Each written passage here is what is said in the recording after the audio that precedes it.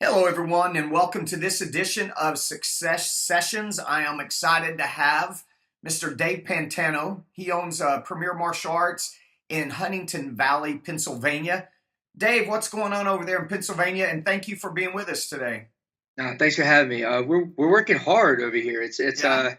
It's the first time we're actually having fun working. It's Well, fun. let's start off. Tell me a little bit about where you were 5 years ago or 10 uh, years ago or whatever. Let us know a little bit about who you were and when you first started and your background. all right. Well, I was a private school owner, as most of us were before, and I was struggling. I mean, struggling. Good karate skills, but that doesn't just because you could cook doesn't mean you open a restaurant. Right. And my wife and I were sitting on the bed. She was pregnant out to here. Like my son was due any day, and uh, we were behind two payments on our car. And she's like, "What are we gonna do?" So I'm like, I was sitting there with the box that you sent me uh, for Premiere, and she's like, "You gotta join this place." I'm like, "I don't think we can afford it." She's like, "You can't afford not to." And again, when your wife is that pregnant, third kid on the way, and you're broke, you start thinking. So I decided to give it a chance, and You know, I mean everything. that's the thing that a lot of school owners, we've all been there, and I tell the story, and this isn't about me, but I tell the story that there was a time that I was sleeping. I lived inside my school. I was sleeping on a couch. I took a shower at Powerhouse Gym every morning. I lived there, and at that point, I had to decide. I was thinking, man, you know what? I think I'm going to have to do something else for a living. So, not every martial arts school owner goes through that situation, but a lot more than you would think have that moment where, hey, wait a second, I might have to do something different for a living. So Yeah, that's pretty much where you were, right? yeah, it's a lot of swallowing my pride. It Yeah. took a lot. It took a lot for me to realize that everything I was doing was wrong. It takes a lot to say that. I mean, not well, a few things, but everything was wrong. Well, the problem with martial arts guys getting into business is they're doing martial arts for the love and passion, but they don't have the skill set for the business to make it succeed. And on top of the fact they don't have the skill set to succeed, they're martial artists, they're artists, which means Right. they want the freedom to do things and create things a certain way on their own, which is cool, right? But maybe not great for business. And then most martial artists are A-type personalities, which hard to tell them anything. And I'm the same Yeah. way, you're the same way. I Oh, just absolutely, described 80% of the school owners in the United States just now, you know? absolutely. But more importantly, let's flash forward to today. Tell us about the school you got going on. I know you just moved to an amazing, beautiful new location recently, but crunch us up some numbers. Give us number of students, give us gross revenue, give us square feet, give us what's going on with Dave Well, Pantano right what's now. we're 3,700 square feet, and what I learned long ago is that it's not so much the number of students you have as your check. And so in tuition, we're rocking like was it 31? We're like 32,000 a month in just tuition right Now, now. what kind of gross revenue are you hitting monthly now? Well, then and we have what do we do in sales? Like $5,000 in sales aside from that. So it's like stupid, ridiculous for me to even be thinking that I'm making like 35 and 36 a month. When I started with you, I was making $6,400 a month.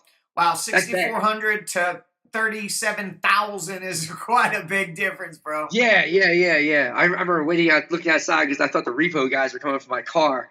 And we have a beautiful state-of-the-art facility. Like, people walk in here and all premier colors. It wasn't the bright white karate school like I used to have with the blue mats. And it's we have the beautiful cactus and oatmeal colors. Our pro shop has all premier shirts. I mean, I got rid of my regular name and just everything looks awesome. And people walk in, and you can see back here, there's our uniforms. The Yeah. first thing people do when they walk in, they go like this. They go, "Ooh, this place is nice."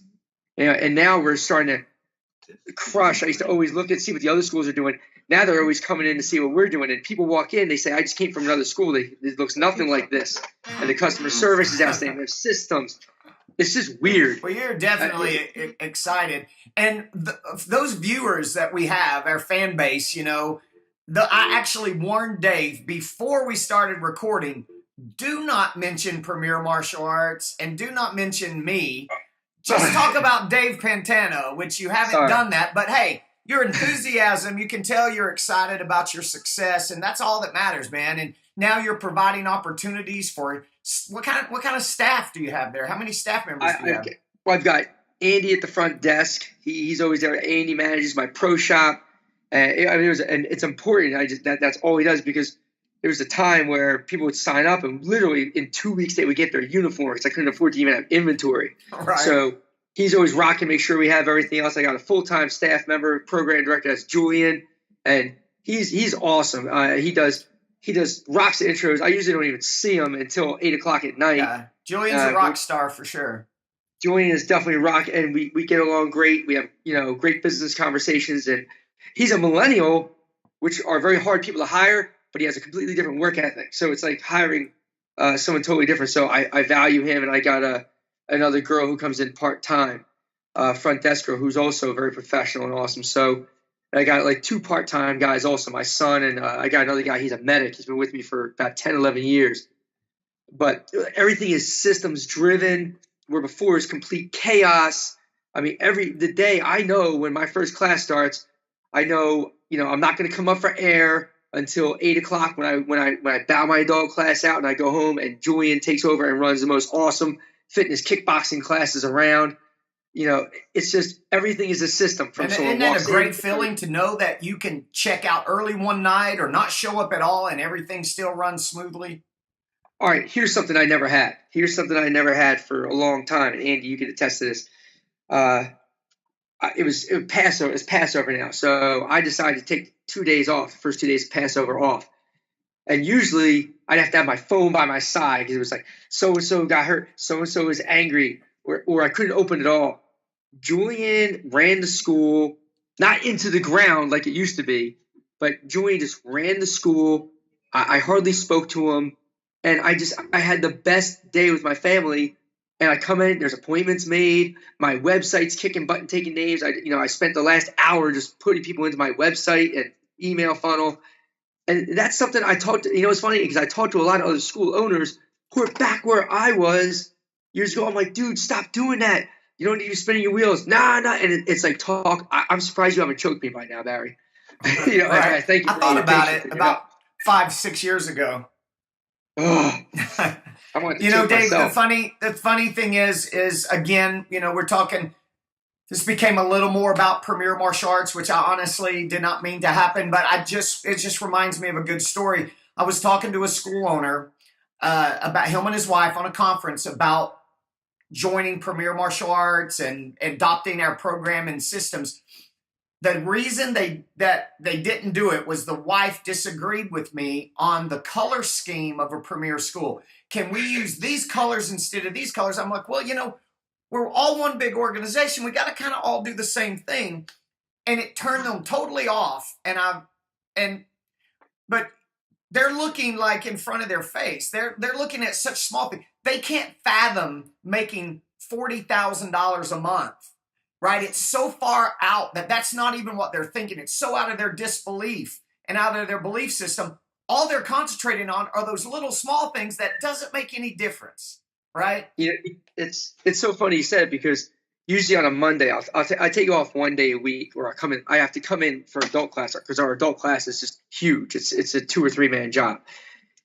And I come in, it starts at 7, so I'm walking in the door at 6:30, and it's bizarre. Because it used to be I'm walking into my karate school. I'm walking in, and there's like a stream of students walking out. The parking lot's packed. Everyone's like, hey, Sensei Dave, I didn't know you had regular clothes.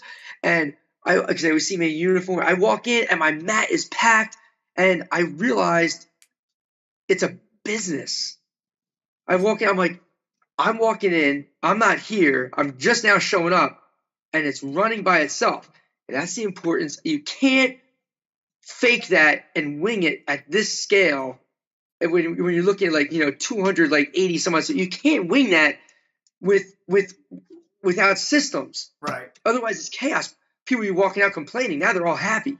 Yeah. Well, another thing that's going to be super weird for you is the day that you come into your school and you don't know everybody. You're like, wow, I don't know my students anymore. I don't know their names, right? Because either I you've know. got multiple locations or, there's classes you're not really teaching at all anymore and you just don't know their names. That's a I kind of a can't wait for that surreal day. feeling. And now, we've been talking to you about moving because yeah, even our students now, our new students, students who have been only 2 months are saying, are you going to get a bigger place?